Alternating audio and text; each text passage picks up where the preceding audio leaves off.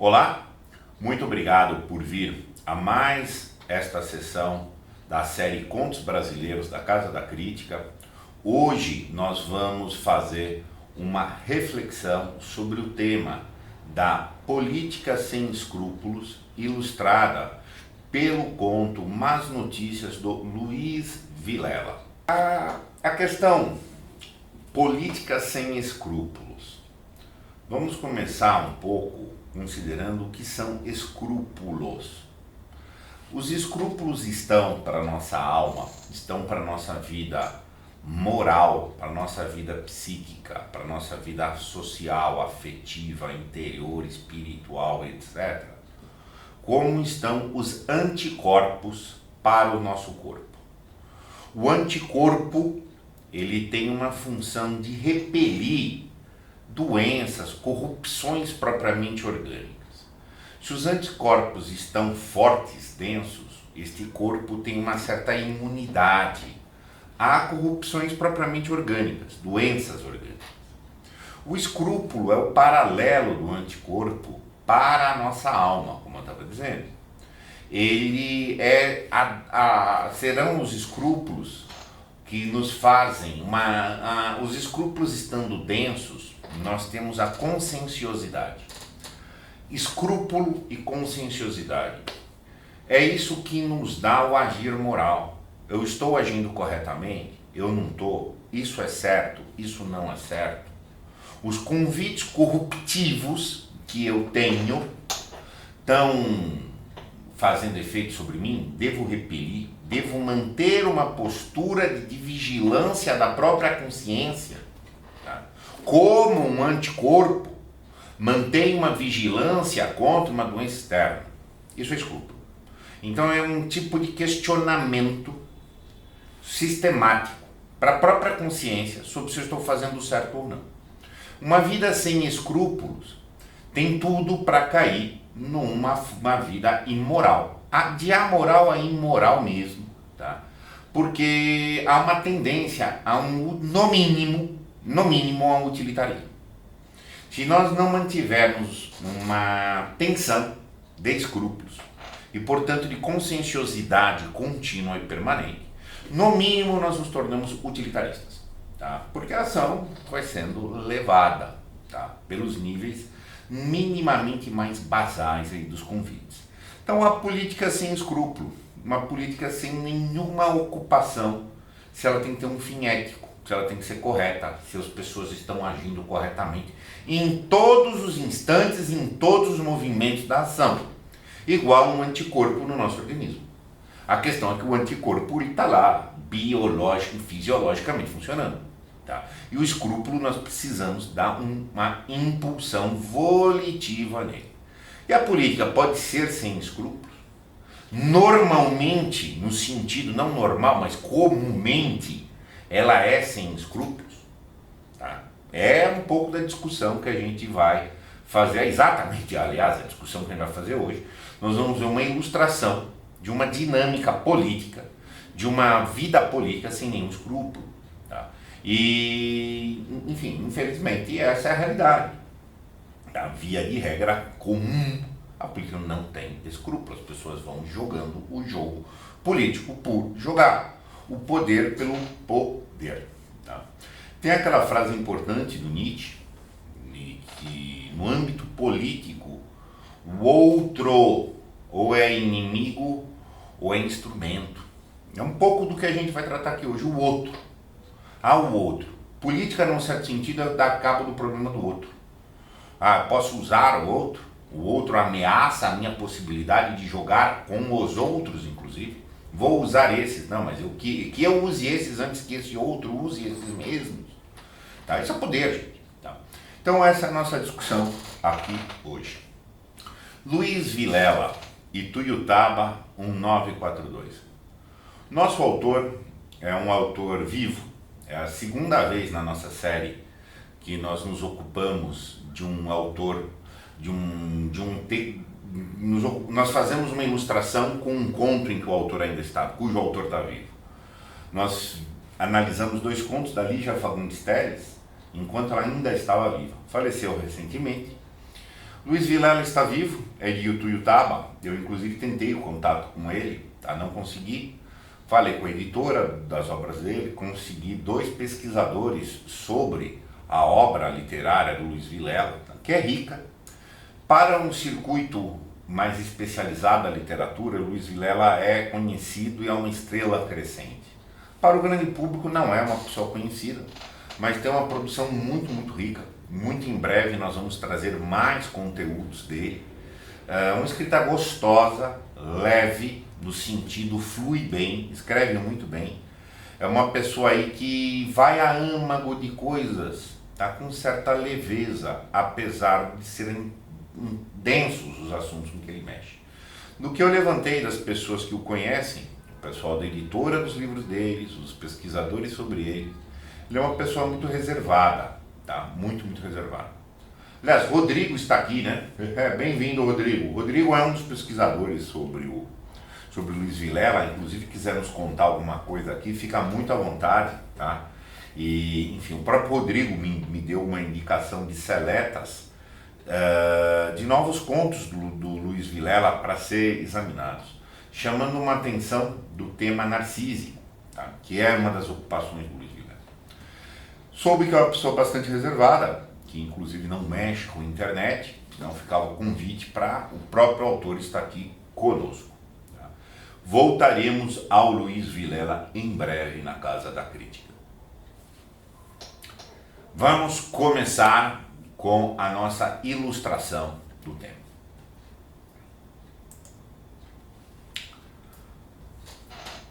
O conto, basicamente, é uma dinâmica de um diálogo que se passam entre 3 pessoas. Tá? Más notícias, vou dizendo logo ao entrar.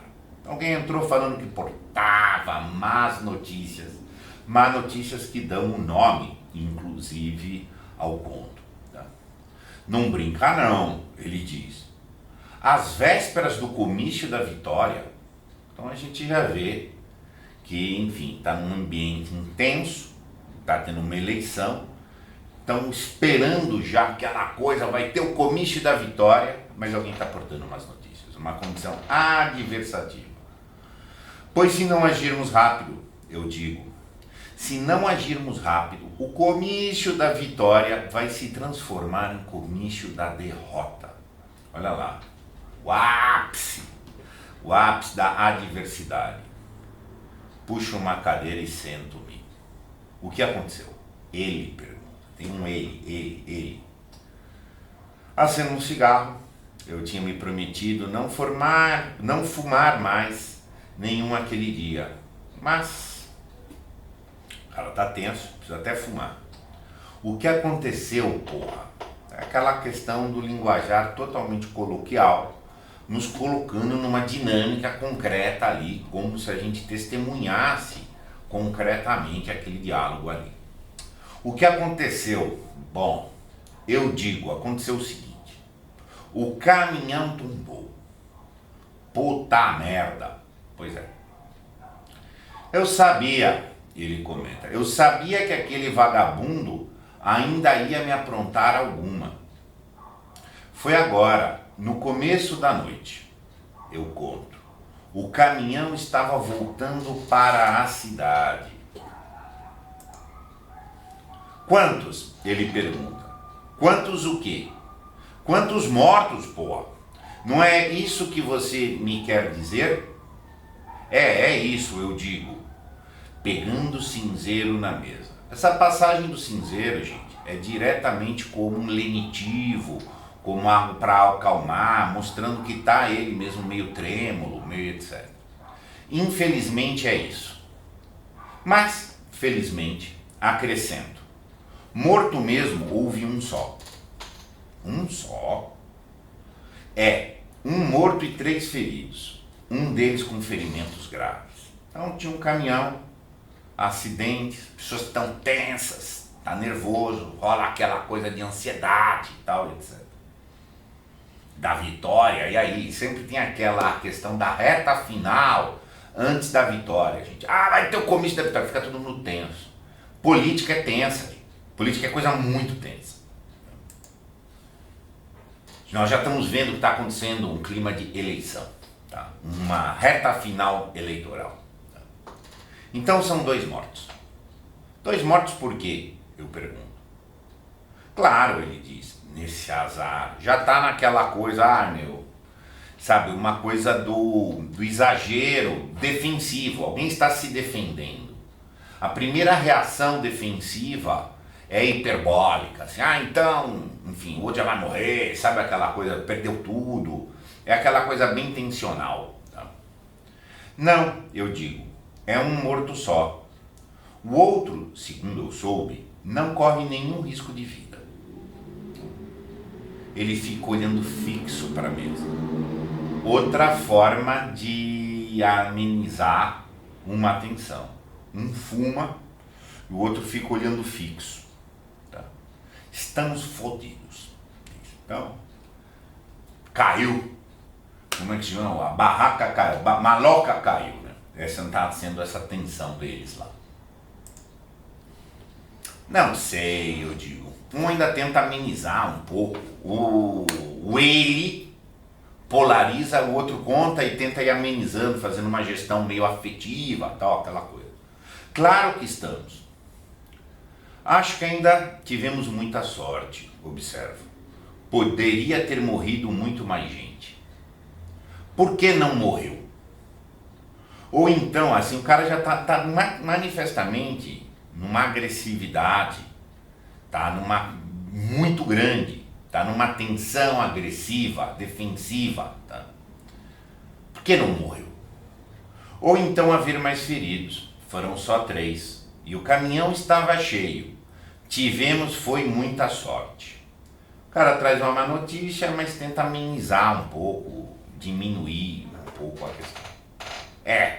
Ele diz, deve ser aquele amargo, né, gente? Ergue de novo os olhos para mim. Estamos fodidos, companheiro. Política é muito polar, né, gente? O céu ou inferno. O ganhou ou acabou. Sabe? Aquela coisa que a gente está vendo aqui, bem polarizada. Não penso assim. Claro que estamos fodidíssimos. Ainda há chances, eu digo. Chances, ele diz. Que chances podem haver depois de uma coisa dessa? Então vai aquela explosão dos afetos. Perto de um desespero, o outro tentando pôr um pé no chão, enfim, etc. Vinda de dentro, Beth, que até então não tinha aparecido, surge na porta interna do escritório. Ela percebe logo o clima, fúnebre. Fúnebre seria a palavra exata, nos 2 sentidos, literal e metafórico. Tá? Literal, alguém morreu, né? Tá? Ele está portando que dá um morto, e o outro está achando que estamos fodidos, como chegou a morte política, a morte daquela eleição, o desespero dentro de uma intenção, etc. O que aconteceu? Ela pergunta. Vai, primeira dama. Maca, diz. Ela está dando tchau por desejo. Ela se aproxima, sob a luz clara fluorescente. O que houve? Por que essa cara? Até parece que morreu alguém. Bem aquela questão do espanto. Morreu alguém. Claro, ela está falando aqui qual é o problema que está acontecendo. Já entendeu que tem coisa grave pegando. Pois foi isso mesmo. Você acertou na mosca. Morreu? Ela pergunta assustada. Quem morreu? Sempre a pergunta, viu? Morreu. Quem? É aquela coisa, né, gente? Quem morreu? Maca, olha para mim. Conta para ela. Você já vê até aquela coisa evitativa. O Maca tá recebendo a coisa, vendo um problema, aí tá evitando. Conta para ela lá, você que trouxe, tá? Então, eu conto. Estamos fodidos, ele torna a dizer no final. Então o Maca já tá no nível, maloca caiu, não tem mais o que fazer, tá tenso, tá irritado, tá agressivo, tá? Você vê essa tônica de combate que tá acontecendo. Beth fica um instante em silêncio, pensando. De novo, é o manejo da tensão. Um precisa fumar, o outro fixa, se põe na defensiva, a outra pausa, tentar se aprumar para receber o pacote da notícia ruim, o pacote da má notícia. Por que você diz isso? Ela pergunta, olhando para ele. Aqui já começa a ter uma questão. É a esposa dele. Aqui já vai começando a tensão que como que eles dividem a gestão dos afetos. A própria gestão desses afetos do casal já tem um ressaio aqui presente nesse conto. Por quê? Ele abre os braços. Meu santo Deus! Aquela coisa do impaciente. Tá? Porque isso é a melhor coisa que podia acontecer para eles, Beth. Para eles. O centro do afeto aqui é eles. Tá? Isso é política. Política é uma questão do outro. É bom ou é ruim para o outro. Se é bom para o outro, é ruim para mim. É bem essa lógica que vai ser trabalhada aqui. Isso é lógica política. Ela olha para mim ainda confusa. Você não está entendendo? Ele pergunta. Vê que a coisa está entornando. Tá? Não estou. Você não lembra o que eles andaram falando em campanha? Toda a lógica política é eles, o outro. É lá. Não há objetividade. Há uma intersubjetividade que o outro falou, que o outro disse, que o outro fez. É este o domínio da política. Na campanha, que eu exploro os boia-frias. E não sei mais o que, lembro. Então olha o problema, eles. O foco é como é que o outro vai usar isso. Não há objetividade na política, aconteceu isso, aconteceu aquilo. Não, é o que eles, o que o outro vai dizer, qual é a versão do outro. Então o outro dizia que o nosso protagonista aqui explorava os boia-frias. Então ele já está nervoso, o que o outro vai dizer, que agora teve um acidente. Tá aí, enfim, envolvendo os boia-frias. Lembro. Então, e agora? Você vê o ritmo assim, tá? Pancadinha assim, sabe? Alguma coisa assim pujante. Então, e agora? O que vocês acham que vão dizer? Vão dizer que eu sou um assassino de boia-frias, no mínimo. Tá? Você vê que tem um impacto de vigor aqui, frases curtas, tá? Tônicas, etc. Mas você não teve culpa, ela disse. Claro que não tive culpa. E daí? Isso faz alguma diferença? Isso é uma questão muito importante. Não é relevante na política a inocência ou a culpa. Não é relevante. A política não tem nada a ver com essa lógica. A política é uma versão, é uma narrativa. Tá? Ponto. Se teve culpa, não teve culpa, enfim. Ela não diz nada. Tá? Ponto. Então eles estão com um problemão na mão. Ela já foi se inteirando do que se passa aí. O que importa, ele continua, o que importa é que um caminhão do senhor José Tagliari, o popular macarrão, da onde vem o apelido macarrão e o mais apelido ainda mata, candidato a prefeito, tombou e matou um boia-frio. Se não forem dois ou mais, ponto. O que interessa é a versão que o outro vai usar. É a narrativa que o outro vai fazer. No dia a dia político, o outro espia tudo no adversário. O adversário, não é acaso eu tenho culpa, não tenho, mas foi no meu caminhão, tá? Que morreu um boia-frio. Pois é, ela diz, sentando-se, eu te disse para dispensar aquele irresponsável. Disse. Você disse. E não foi uma nem duas vezes. Olha só, aqui tem uma passagem interessante. Já está tendo um começo, além do pânico de que a eleição está comprometida, já está existindo aqui, esse é um ponto interessante de observar, de lavação de culpa. Eu falei, eu que disse, o problema, política não tem a ver com objetividade. Política não tem a ver com mérito. É meio que todo mundo quer se espiar de culpa. Seja na relação lá com o adversário, seja aqui. Internamente também. Agora todo mundo, não, eu tinha te contado o que falei e tal. Você já vai vendo, joga a batata para lá. Há de achar um culpado.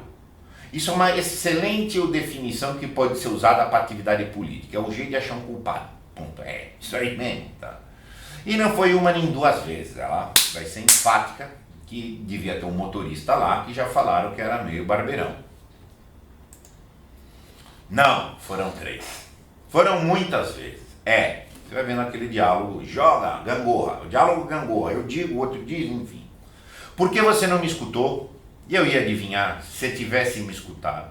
Estrutura expiatória, pura estrutura expiatória que tá aqui. Todo mundo quer passar batata quente para lá e dizer, eu tinha falado. Bom, política. A relação do político com o adversário não é tão diferente da relação do político com os seus. A política, neste conjunto com aquele conjunto, a política interna, a política está sendo feita multidimensionalmente.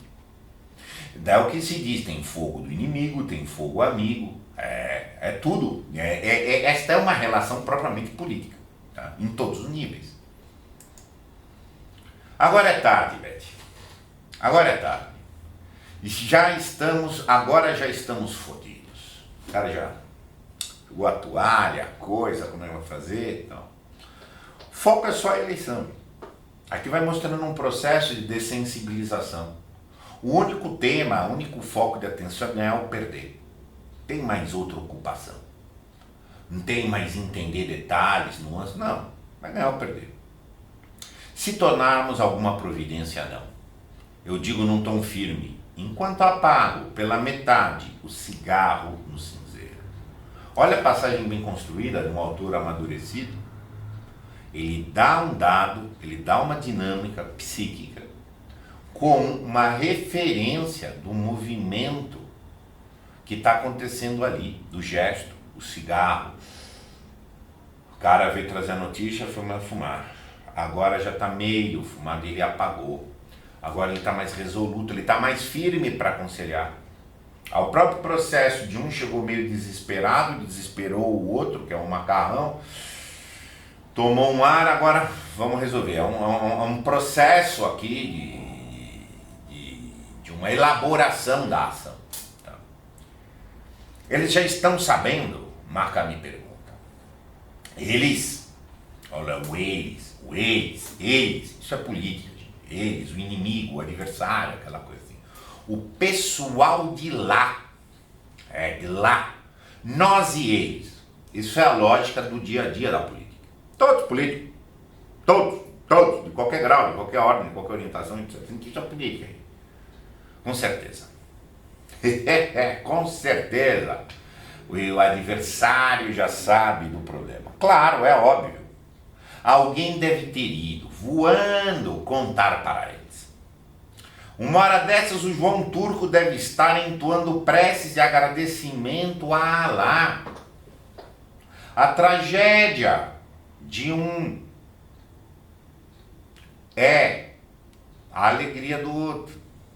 A tragédia do Boia Fria é o que não se está falando.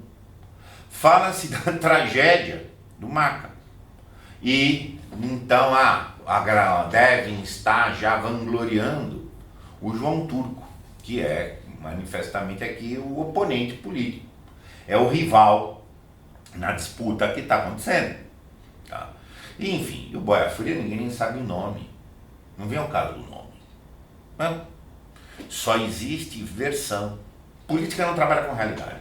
Política só trabalha com versão. Projeta-se um discurso, projeta-se um auditório de audição, grosso modo dito opinião pública, tá? Projeta-se um ser altamente afetivo, que é este auditório em cima do qual a política, para o qual a política faz a sua cena. É isso que é política. Não fala comigo, com você, com aquele, com a realidade. Não. Há uma narrativa que tem que ser hermética e fechada dentro deste auditório do espetáculo. Certo? Eu rio. Outro já começou a ter algum controle. Chegou nervoso, fumou, ficou mais firme. Já foi pegando o jeito de como conduzir aquela situação com o macarrão, que é mais hiperbólico. O macarrão é o agente político propriamente dito. E o nosso narrador aqui, claramente, é um assessor, alguma coisa assim. É capaz até que a cidade inteira já esteja comentando. De novo, aqui é o auditório. Agora é o auditório, não é o oponente. A cidade inteira está comentando. Isso é o auditório universal do político. Real e imaginário. Não, eu digo. A cidade não. A cidade ainda não deu tempo. Mas se a gente demorar, o cara já está armando alguma coisa aqui de ação para fazer. Ele suspira fundo. Adeus, prefeitura. Imagina o desespero, o pânico. O cara está pedindo para aliviar. Suspira fundo, até para ganhar força. Adeus, prefeito. E adeus, penso, chefia de gabinete. Nosso narrador aqui ia ser o assessor especial, ia chefiar o gabinete, etc. Os três ali têm os seus projetos. O macarrão, a esposa e o assessor aí, o braço direito, provavelmente, do agente político. Então. Pois eu não desisto, diz Beto. A Beto não vai deixar barato, não. Exato.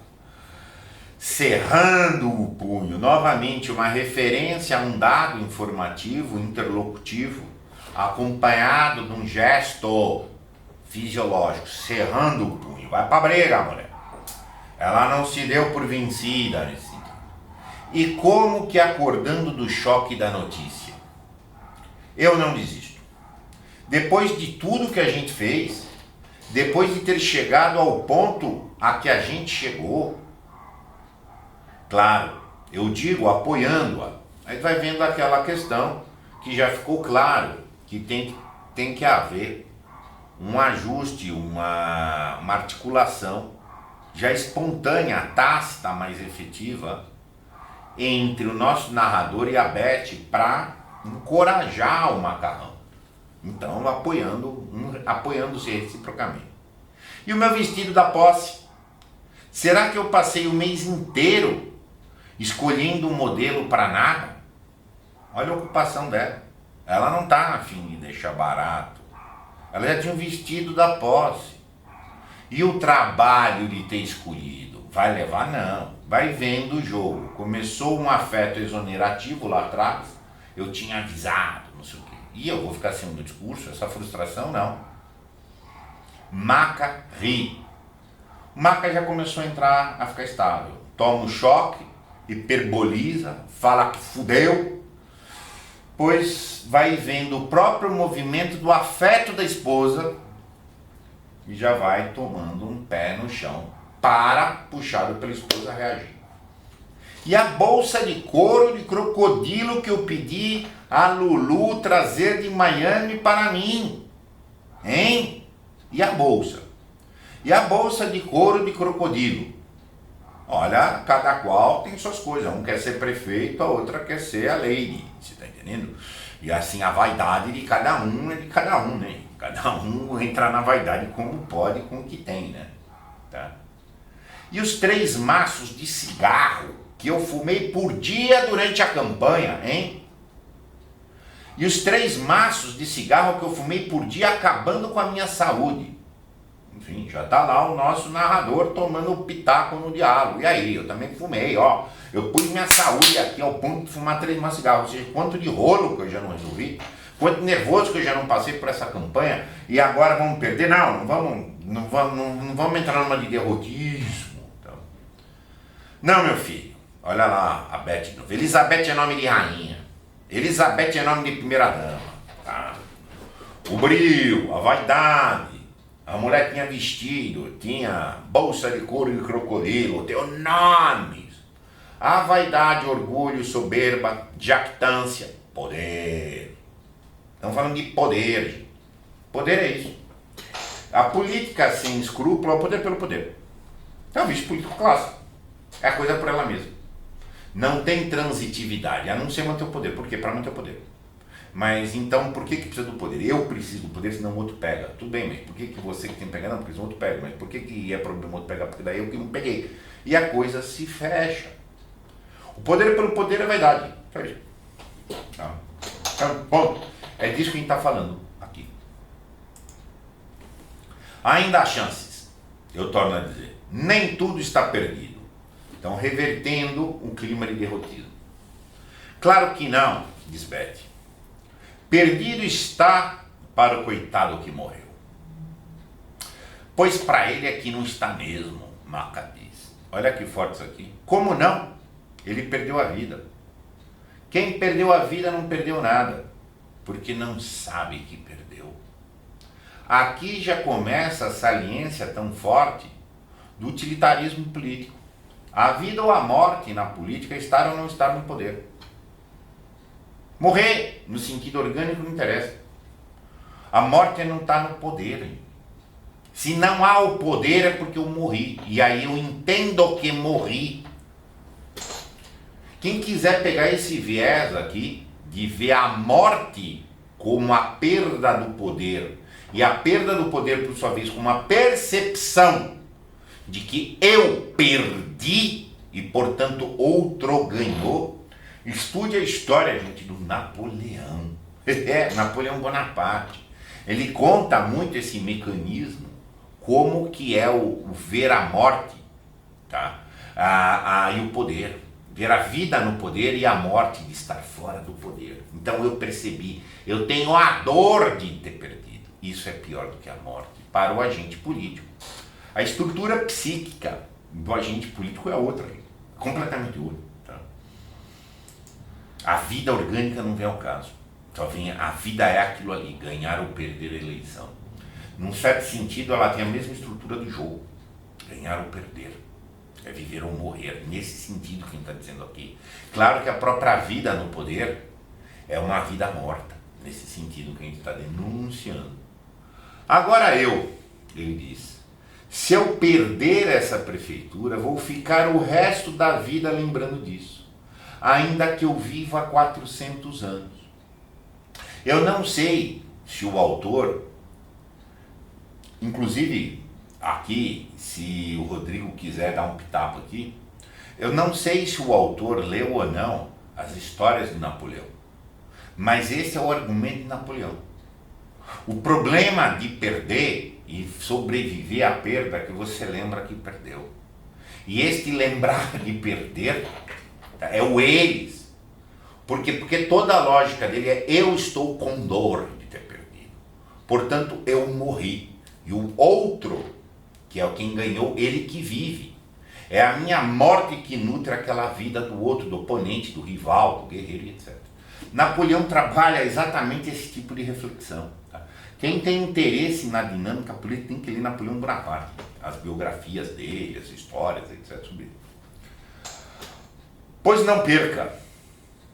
Não perca o poder, não perca a prefeitura, porque senão você vai lembrar que perdeu. Você vai lembrar, você vai viver lembrando que você está morto. Esta é a dinâmica psíquica que está acontecendo aqui. Rodrigo, acho que ouvi ele dizendo algo parecido sim. Pois é, quer ver? Você percebe que é um autor erudito, um autor muito, muito erudito, que foi buscar em fontes profundas. Tá? Aí, esta é a grande questão napoleônica. Tá? O Rodrigo é pesquisador, aqui especializado na obra do Luiz Vilela. Isso, Beth, eu aplaudo. O outro está tentando ganhar força, e etc. Tá? Deus é um sacana, Maca resmunga. Feito um menino chorão. Será que não dava para ele esperar mais uns dias para fazer isso? Será que não dava para ele esperar só mais uns dias? Deus é um sacana. Quando o camarada, o poder é tudo, é a vida e a morte, é o cosmos. A culpa é de Deus. Na persecução política, ela vai se demonizando por isso. Tudo está em função do poder. O poder é o centro. Tudo é para ele. Tá? Isto é o grande vício da política. A busca do poder é essa, é um poder no limite de quê? De ser Deus. O grande as pretensões megalomaníacas, o poder, a grandiosidade nesse sentido, tem em si tantas vezes a vontade de Deus sou eu. Tá? Então, eu não consegui dar esses destinos, eu vou tratar Deus como o demônio. E não eu que estou demonizado, é Deus que demonizou-se. Tá? Você vai vendo como que a estrutura psíquica, o poder pelo poder, é aquela questão da compulsão pelo poder. Eu digo, 5 anos que eu colho algodão, ele prossegue. 5 anos que esse pessoal vai todo dia à minha fazenda e nunca ouvi nada. Agora, há 2 dias do comício da vitória, a explicação cosmológica inteira, tá? Inteira, a referência, o umbigo de ouro, é a situação desta eleição aqui agora. Isso também na questão política é muito relevante. O aqui agora é tudo. Tudo é o aqui agora. Tá? Ponto, não existe o depois, nesse sentido. Realmente, eu digo, foi um azar. Quanto a isso, parece até que foi de encomenda. Acharam que encomendaram com Deus o assunto. Isso é uma outra questão da neurose política. É o outro, é o eles. Estão armando. Há um processo neurotizante na atividade política, paranoico, que estão armando, estão fazendo. A política implica em não confiar em ninguém. Isso é atividade política. O político, de uma forma que você tem de definir, é aquele que estabelece relações de confiança, que sabe exatamente que são relações de confiança não confiáveis. E sabe que as confianças vão ser desfeitas e refeitas de acordo com as circunstâncias. E isso é psiquismo político. Tá? De todos os graus, de todos os níveis, de todas as vertentes, isto é assim. Parece até que aquele filho da puta comprou Deus. Aí você vai vendo como que é o processo de revolta. Aliás, o que um turco não compra? Compra tudo, compra até Deus. Olha o esquema, como que é compulsivo, tá? E como que todo o resto, tá, é demônio. Política é assim. Há um caminho, maniqueísmo. Maniqueísmo político é isso aí mesmo. Tá? Há uma fonte paradisíaca e uma demoníaca. E qual lado você está? A estrutura dos vícios políticos clássicos é essa, idolátrico e expiatório. Um comentário aqui do Rodrigo. A intertextualidade, ainda que velada, é uma característica da obra dele. Um grande leitor desse tipo de texto. Perfeito? Isso é autor de tamanho grande. Eu, quando conheci a obra do Luiz Vilela, eu vi que o homem tem lastro. Ele está contando aqui, com um conto simples, temas muito profundos. Olho para o cartaz na parede. Maca sorrindo, esbanjando confiança e simpatia. O cartaz. Mas, por um momento, é como se eu, algum tempo depois, estivesse vendo aquele cartaz num muro qualquer da cidade. Ele já desbotado, rasgado e sujo. O melancólico cartaz de um candidato que não se elegeu. Não elegeu, morreu. O medo de perder é o medo da morte. E ficar carregando a vergonha de ter perdido. Perdi, mas eu tenho vergonha de perder, porque aí o outro vive. Já até o assessor aqui mas já está vendo a confiança aqui, mas a morte. Então eles estão com medo, estão em pânico, literalmente, eles estão com um problemão. Tá? Eles estão num fronte. Tá? E, enfim, aí o que faz? Tá? Daqui a pouco ele pode colapsar. Esse é o perigo maior deles. E a justiça? Beth pergunta. Sentando, como é que fica a justiça? Falando aqui em justiça em termos de judiciário, vai ter processo, esse tipo de coisa. A justiça é de menos, Maca disse. Na justiça eu dou jeito. O agente político está acima do bem e do mal, na visão dele. Dá jeito como? Bom, você lembra daquela novilha que eu dei para o Dr. Catan? Ele está dizendo que ele compra a justiça. Mas qual que é o toque forte que o autor nos dá aqui? Ele não está comprando com milhões. Está comprando com uma novilha. Aquela malhadinha. Tudo é pequeno, tudo é baixo, tudo é sujo.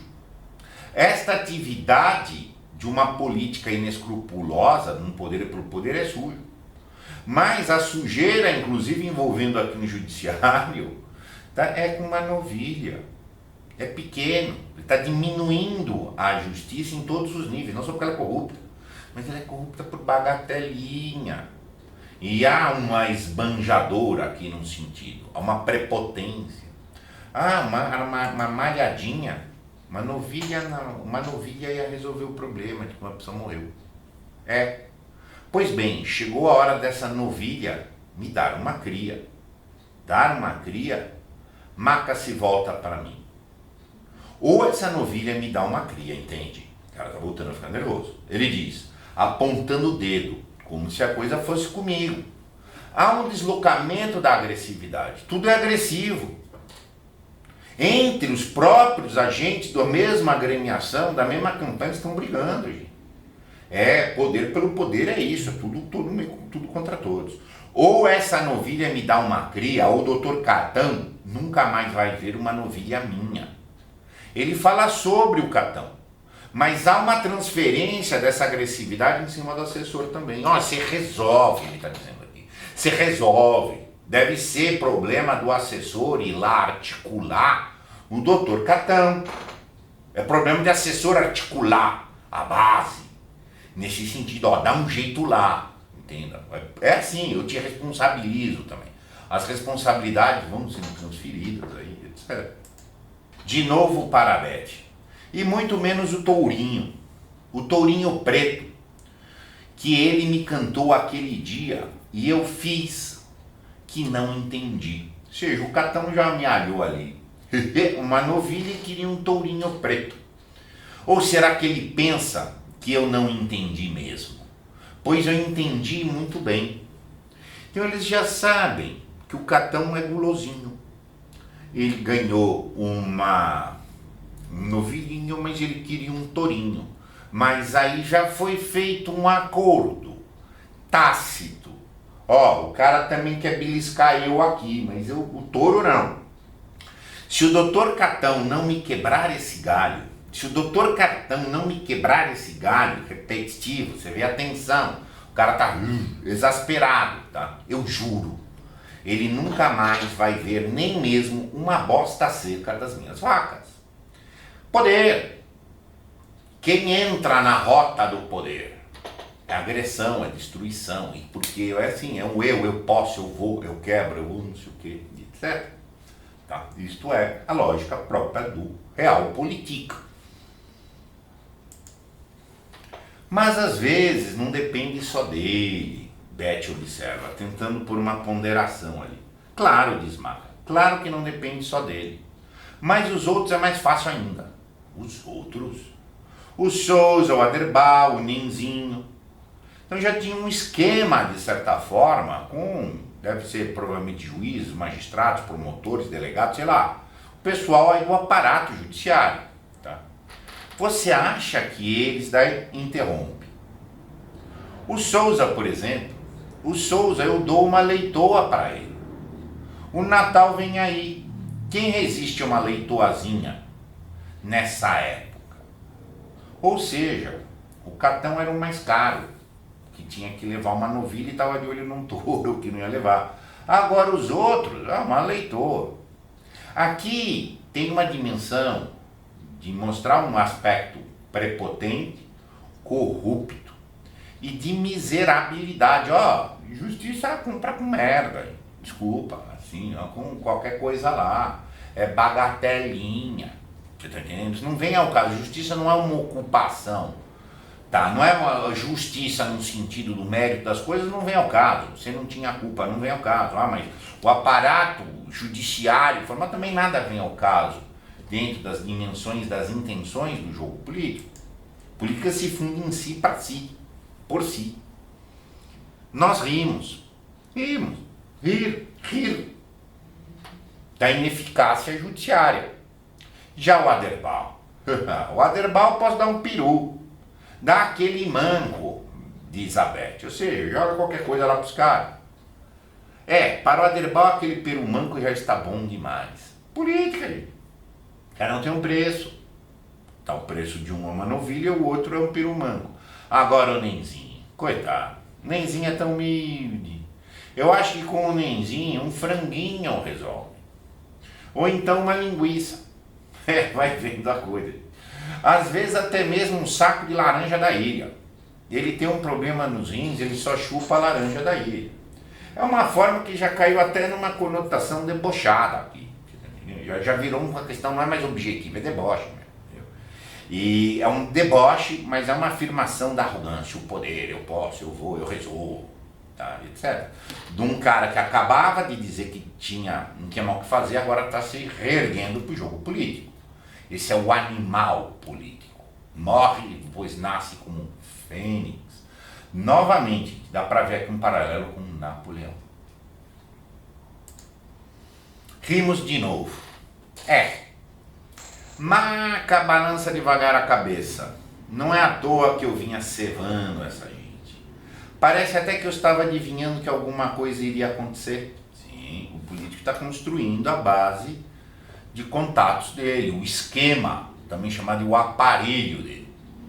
Eu olho as horas preocupado. Voltamos agora. Mas o que afinal você ia propor? Maca me pergunta. Bom, agora vamos para o fato. Eu não vejo saída, ele me corta. Para mim esse foi o último round de Turcão contra Macarrão. De novo ele passa a ser negativista, derrotista, mas não me parece que é um derrotismo aqui. É um derrotismo instigador do outro. Política manipula isso.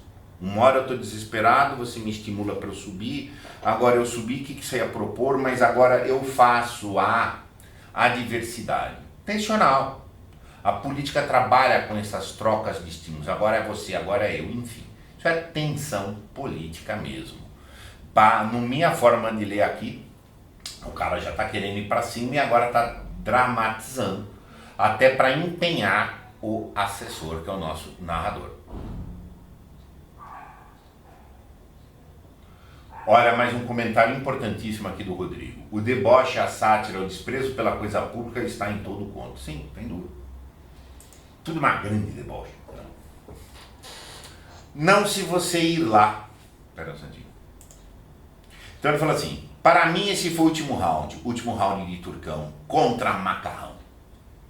Aí o assessor instigado, tá? Não, se você ir lá, eu digo.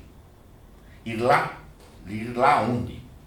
No local do acidente. No local do acidente, essa questão fala, repergunta o que falou e repete, dá aquele clima de desespero, de exasperação, etc. E sem demora. Você está louco. Você sabe que eu não posso ver sangue. O cara é canalha. Mas ele não pode ver sangue. Faz parte da política, faz parte do mal tantas vezes. E olha aqui outra coisa interessante. A Hannah Arendt, no Eichmann em Jerusalém, ela mostra isso. O Eichmann fazia todas as maldades, mas ele não aguentava, ele mandava os judeus para os campos de extermínio, para serem queimados lá no gás, mas ele não aguentava ver. Às vezes que ele esteve nos campos de extermínio, ele recusava ir ver. Uma vez, acidentalmente, ele viu o corpo, disse que ele saiu correndo. Mas isso não impedia de mandar as pessoas para lá. Esse é um mecanismo, eu faço o mal desde que eu não vejo. Porque aí eu estou numa dissociação. O cara não tem problema. Ele não está nem um pouco preocupado com quem morreu, quem não morreu, o que aconteceu, o que não aconteceu, se ele compra todo mundo, ele quer o poder pelo poder, mas ele não quer ver o sangue. Isso faz parte da estrutura do mal. Eu faço o mal desde que eu não vejo. Você está louco, você sabe que eu não posso ver sangue. É o único jeito. Então fodeu tudo mesmo, porque lá eu não vou. E aí vem aquela questão da realidade paralela, que é explorada pelo Dostoiévski. E sempre que alguém faz um mal, ele cria uma realidade paralela. ele não vê. E aí aquele mundo ele funciona perfeito, é uma estrutura de uma racionalização até neurótica, paranoica e tal. Ele cria um mundinho perfeito, mas desde que a realidade não venha, porque a realidade quebra a falsa perfeição. Então o homem não aguentava ver sangue, mas ele podia fazer as canalices que fosse. Você vai, eu digo, você vai e diante da câmera, o pessoal da televisão já deve também estar indo para lá.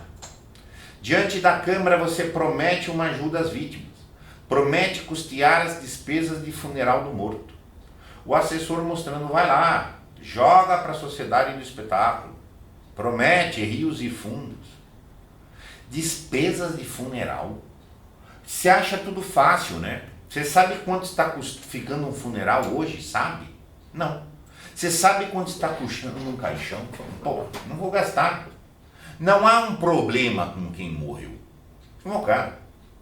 Vou ter que pagar alguma coisa.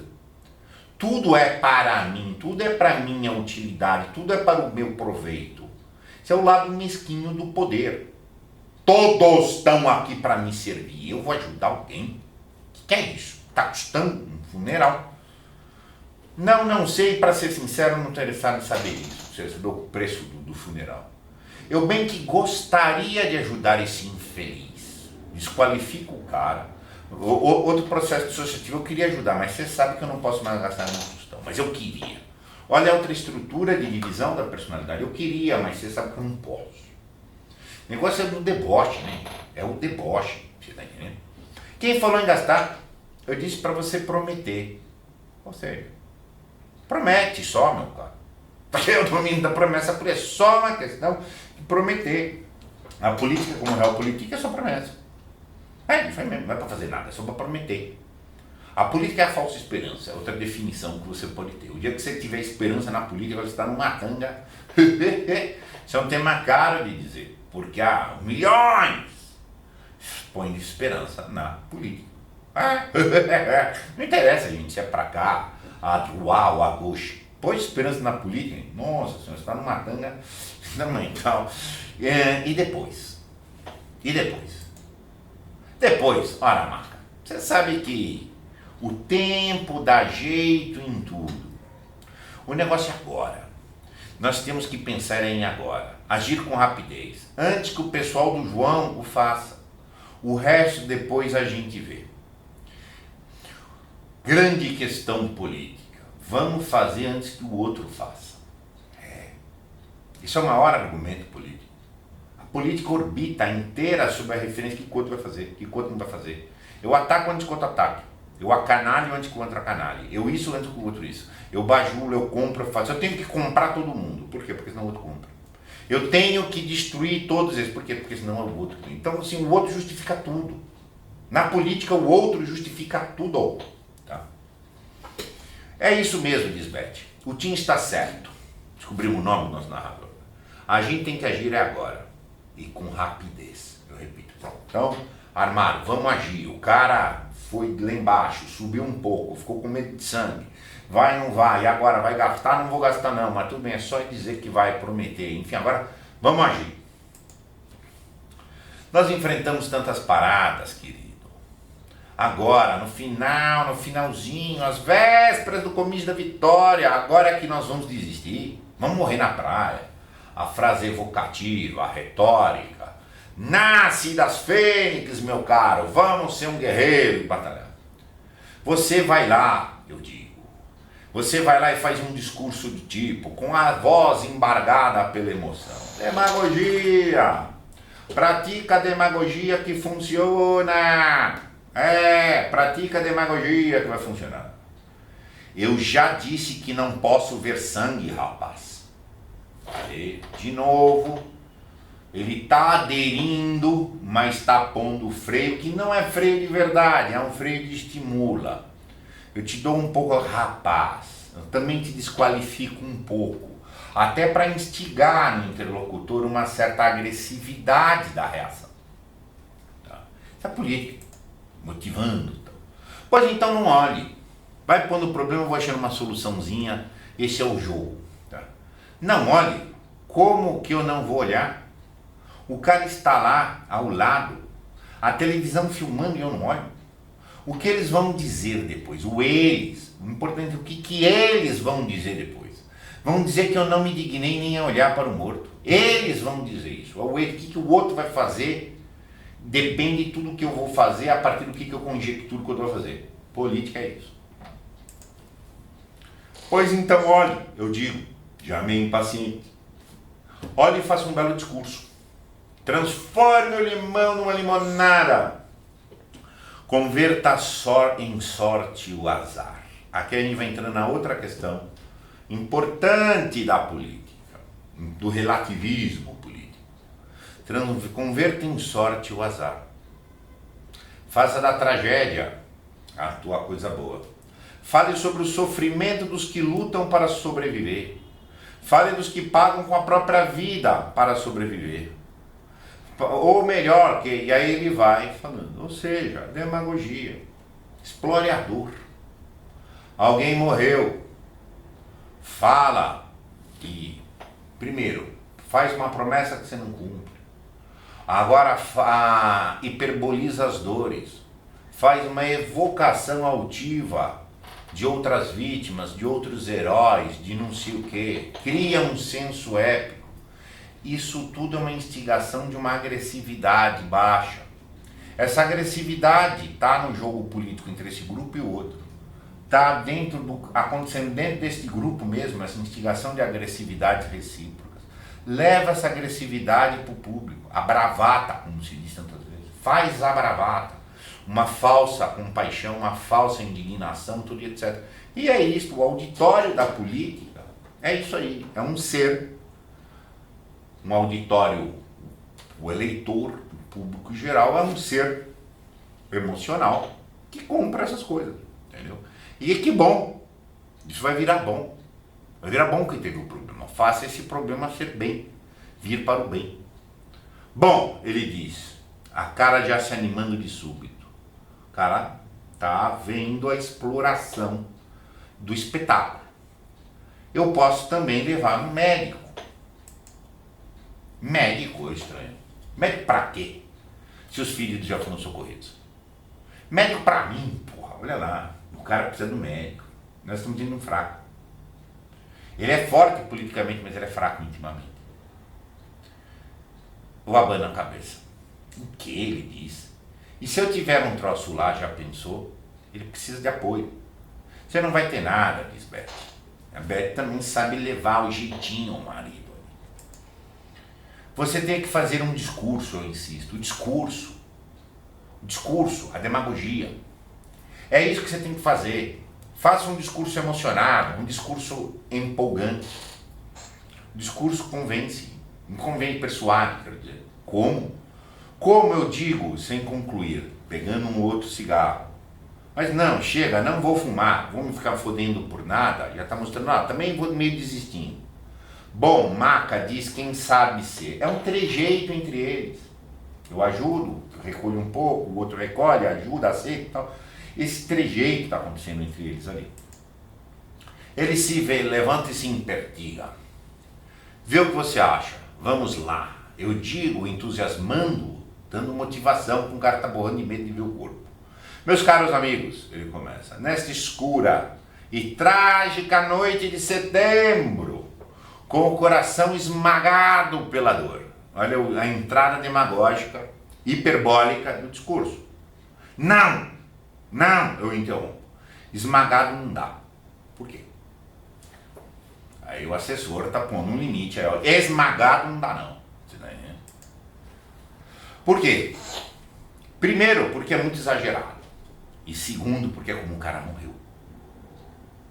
Como o cara morreu? Ele morreu esmagado? Esmagado. Eu balanço a cabeça. Virou aquela... De novo, é um impacto com o concreto. A morte, a forma de morrer, foi por um esmagamento. E o nosso político aqui não aguenta a concretude. A política não aguenta a concretude de um modo geral. Tá? Ela precisa de versão em cima da versão, em cima da versão, em cima da versão. Por isso que toda a política tem a natureza, no mínimo, de ser distópica. Tá? Poxa, ele diz sentando-se de novo, você não tinha me contado. Aqui de novo, ele tem uma perda de potência. Por quê? Porque entrou a concretude. Não tinha. Pensei que o cara tivesse morrido com fratura de crânio ou qualquer coisa assim. Não. Pensei que, poxa, esmagado. Agora sim, agora danou tudo mesmo. É muito concreto para ele. É muito real. Claro, isso aqui é uma flutuação. Sobe e desce, tá? Coragem, Zé. Diz Beth, se levantando. Você sempre foi um forte. Aqui é a questão da motivação da esposa. A esposa do agente político tem um peso predominante na gestão dos afetos do agente político. Ela que está subindo o cara de novo agora. Sempre foi um forte, sempre foi um fraco. Política é isso, gente. Um forte, um fraco. Dentro do psiquismo do agente político, Napoleão tinha essa oscilação. Napoleão Bonaparte, o imperador da França, que conquistou quase toda a Europa, ele tinha essa oscilação de hora se achar muito forte e hora se achar muito fraco também. Tá? Isso sim, um homem que não pode ver sangue. E olha para mim já meio aflita. Ela olha para mim já meio aflita, ela olha pro time, pro narrador. É a única saída, Maca. Eu digo a única. Ou você faz isso ou nós vamos realmente pro brejo. Coloca agora o cara como um salvador. Olha, de novo, uma abordagem, uma tônica motivacional. Coloca o próprio cara como salva nós. De novo, isso aqui é uma bajulação. Manifesta a bajulação. Tá? Para que o Tim e a Beth tentando subir o cara. Então vai lá por nós, senão nós vamos pro prédio. Ficamos os três em silêncio ao mesmo tempo. Um silêncio carregado de apreensão. O homem está maquinando, está elaborando, está borbulhando esse psiquismo político. Está bem. Maca se levanta de repente, eu vou lá. Guerreiro, vai pro fronte. Tá? Bravo, Lisbeth. E nós batemos palmas.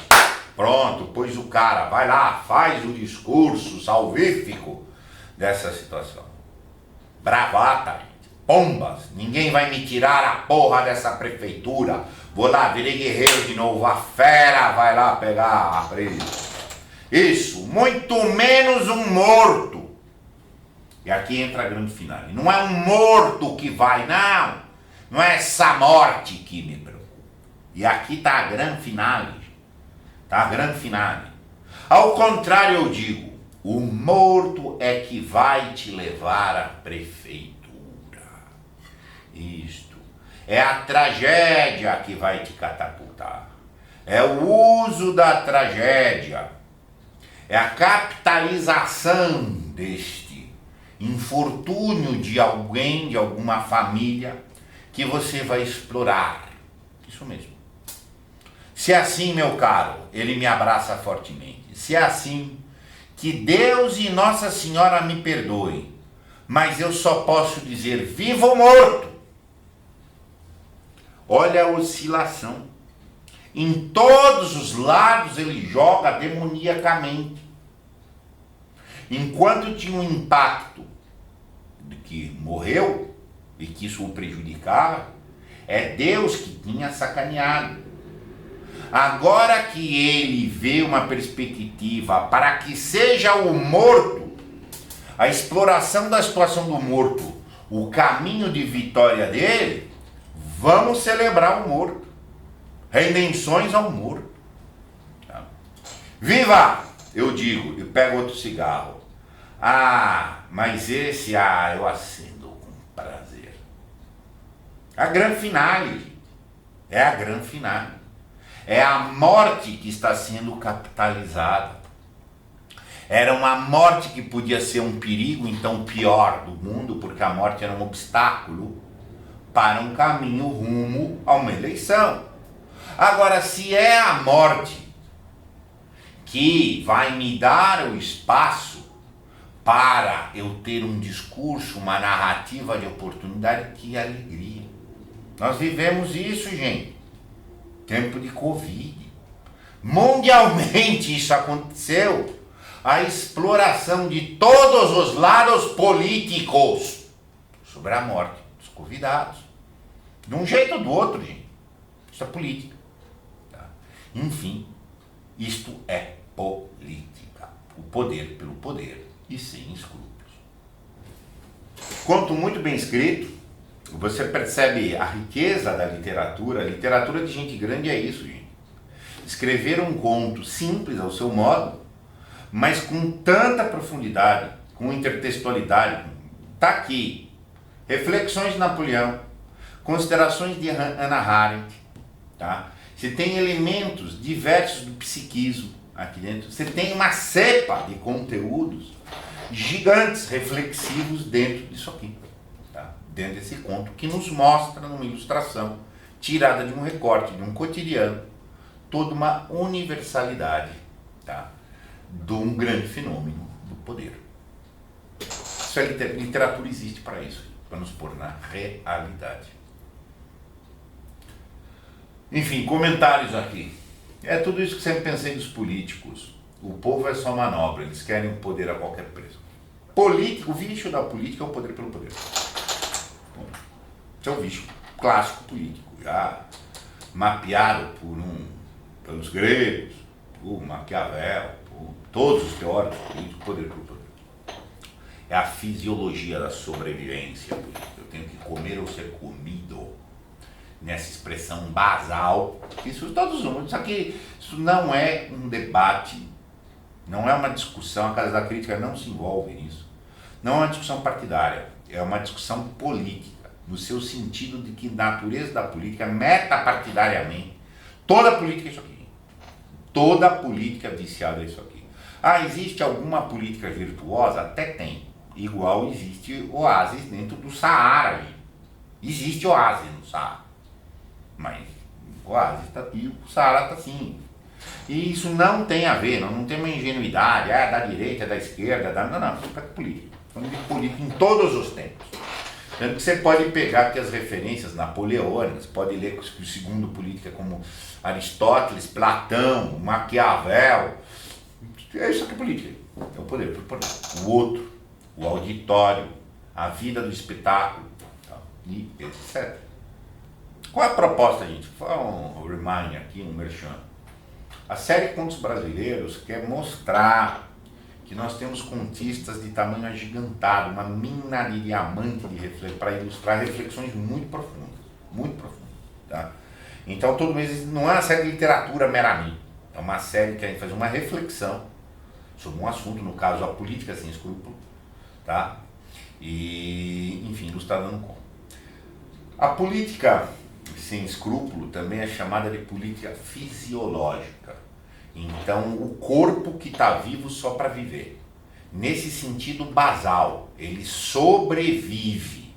Então, eu preciso matar para que não me matem, eu roubo para que não me roubem, e assim sucessivamente. Então, uma política sem escrúpulo, ela é dita fisiológica. Então, a gente está movendo aqui um movimento fisiológico de política, aplicável à política de todas as vertentes, isso e etc. O poder. A coisa mais burra mesmo, burrice, falta de inteligência, é associar romantismo com política. Não dá. Política, nós somos políticos, nós não somos bons. Nós, seres humanos, somos uma contradição entre o bem e o mal. Tá? E quem quiser, inclusive, aprofundar nisso, já temos aqui na série, a inauguração da série foi com a Igreja do Diabo, do Machado de Assis. Nós temos essa contradição. Mesmo os maldosos fazem um pouco de bem, e mesmo os bondosos fazem o mal. E nós somos políticos, a política está nessa gestão desse bem e do mal, tá? Da gestão de uma perversão de viabilidade da vida comum. Tá? Mas não dá para ter romantismo com política, não dá para evitar a política, nós somos políticos.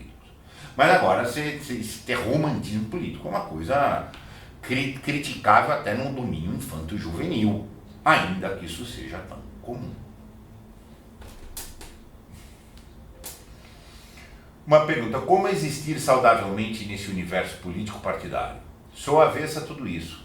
Valer-se de um emprego linguístico adequado, buscar conhecimento, leva-nos a um lugar de plenitude e a saída dessa patologia, que é uma verdadeira liturgia. O vencimento da política, num sentido, um bom equilíbrio da vida, nós sempre estaremos impactados na política, nós vamos ser políticos, mas um vencimento é igual ao processo de socialização. Nós, na medida que nós crescemos, nós vamos dessocializando um pouco. Isso pelo menos de uma maturação razoavelmente bem formada. Nós precisamos dos cuidados parentais, precisamos dos cuidados familiares, precisamos dos cuidados de pertencimento, precisamos dos casamentos, e um dia a gente pode ser livre. Essa liberdade não nos tira do mundo, mas nos faz ter uma posição. Se a centralidade do mundo é política, você está falando com uma pessoa que não tem liberdade. Aqui na Casa da Crítica eu faço um esforço muito grande. É óbvio que eu tenho posição política. É óbvio que eu tenho posição de fé. É óbvio que eu tenho posição sexual. Eu tenho posição de tudo. Mas a Casa da Crítica não é sectária politicamente, é nada. Nada. Mas as pessoas não acreditam nisso. O maior problema é isso. O cara ouve eu dizer uma coisa que eu não gostei, ele não gostou de algo que eu escrevi, ele fala. Se ele é de direita, fala se é de esquerda. Se ele é de esquerda, fala se é de direita. Por quê? Porque toda a lógica existencial, de expressiva parte da sociedade, é o outro. Se ele não gosta, é porque eu estou do outro lado. Escreve um cara aqui, eu queria estudar para o senhor. Só que eu sou comunista. Como é que eu vou estudar para o senhor, eu sou comunista? Eu falei, olha, o que eu tenho a ver com isso? Mas eu sou comunista. O que eu tenho a ver com isso, que você é comunista? Estou dando um curso aqui, era um curso de Aristóteles. Eu vou te ensinar Aristóteles, meu cara. Mas o senhor não é comunista. Eu falei, bom, mas o cara precisa me avaliar politicamente. Aí me escreve um outro cara, mas o que você está falando vai impactar como o conservadorismo? Eu falei, não sei. Mas você não é conservador porque você... Eu falei, meu cara, eu não sei o que vai acontecer com o conservador. Eu estou falando sobre o assunto aqui. É muito difícil você conseguir objetividade metapolítica das pessoas numa sociedade adoentada como a nossa. A sociedade é doente. A sociedade é manifestamente doente. A política é um problema em qualquer dimensão social, mas aqui nós tivemos um grau muito grande. Nós temos, nem toda a sociedade tem o apadrinhamento político como a gente tem aqui. Nós somos um país de órfãos. O cara projeta no padrinho político as soluções. As pessoas têm esperança política. Isso é uma realidade. E quando você fala para as pessoas, política precisa ter posição política. Agora, você se entregar a achar que a sua posição política tem um monopólio da bondade, que é isso? Mas a pessoa quer viver aquela fantasia, quer viver aquela ilusão. O meu candidato é honesto, os outros aqui não são. É difícil. Agora, o que você tem que fazer? Dar uma distância. O que eu faço aqui na Casa da Crítica quando o cara vem xingar, vem trazer posicionamento político partidário que eu não tolero? Eu chego e respondo assim. A Casa da Crítica tem muita coisa aberta ao público, mas não é pública. Ela tem dono. E o dono não permite sectarismo político. O senhor não gostou? A porta de saída. Ou seja, eu me dessocializo. Os caras ficam irritados. Então eu vou embora. Eu falei, já falei para ir, por que o senhor não foi? Entenda? São coisas que assim, mas tem pessoas para quem você quebrar a paixão política delas é muito grave. Porque é só isso que elas têm. Ou seja, não tem nada. Enfim, é ser humano. A pessoa pode ser tão pobre que a única coisa que ela pode ter é a paixão política. Vai fazer. Difícil, né? Mas todos aqui, tenho certeza que todos aqui convivem em ambientes em que todos nós conhecemos pessoas que só têm fonte de toda esperança, fonte de todo afeto, fonte de toda orientação, chaves de interpretação do mundo, uma lógica política partidária. Chamada de boa, de divina, de ótimo, e o outro é o outro que é o problema. Entendeu? Enfim, todos vivemos essa miséria do meio. Entendeu? O que você pode fazer? Construa um objetivo, faz como o Fernando Pessoa dizia: cheira tuas rosas, ama tuas plantas, rega teu jardim, o resto. Enfim, a sombra de árvore alheia. Mas tem que ter muita maturidade para viver essa liberdade. Entendeu? Agora, não dá para você ter romantismo político, pelo amor de Deus. Entendeu? Não quer dizer que você não vai votar, não quer dizer que você não vai participar, mas daí a ter romantismo, pelo amor de Deus, é coisa realmente deplorável, mas é comum. Entendeu? Não se esqueça, nós somos um país de analfabeto funcionário. Quase todo mundo é analfabeto. A direita ou a esquerda, não dá nada. Dentro de um grande linha. Tem poucas perguntas, não sei se o pessoal está meio impactado pelas frustrações de ver a política como é. A política como ela é, meus caros, é como ela é, não como ela deveria ser. E às vezes precisa de maturidade para entender isso. É muito duro às vezes você quebrar as ilusões políticas, quebrar os romantismos das pessoas. As pessoas não estão preparadas. Às vezes não podem estar preparadas agora, mas não podem estar preparadas nunca. E pode querer viver romantismo político. É aquela questão, política é paixão. Ficou claro aqui que vai ser feita uma manipulação das paixões das pessoas. Tudo era uma manipulação passional, de um auditório, de um público, como é que eu manipulo assim, outro assim, etc. Isso é política. Todos os segmentos, tudo, tá? E, enfim, então você colocar maniqueísmo de bem ou mal, romantismo político, é uma ingenuidade intelectual assustadora, até para o público infantil e juvenil deveria ser, né? Não se fica sem fazer política, não se fica, mas iludir-se também é difícil. Neste livro, Vilela tem em todos os contos se utiliza dos xistes, da sátira, como veia para denunciar e criticar uma realidade que conhecemos bem. Sim, ó, excelente obra, excelente autor. Excelente autor. Tá, você percebe a profundidade aqui. Engraçado é falar da política de uma cidade do interior. A maior política é aquela que se faz nas cidades, e a de menor escrúpulo nas cidades pequenas, fazendo um contraponto entre a sua São Paulo e a minha Três Lagoas. Olha, eu sou advogado de profissão, várias vezes eu esbarrei em ambientes políticos, em vários níveis.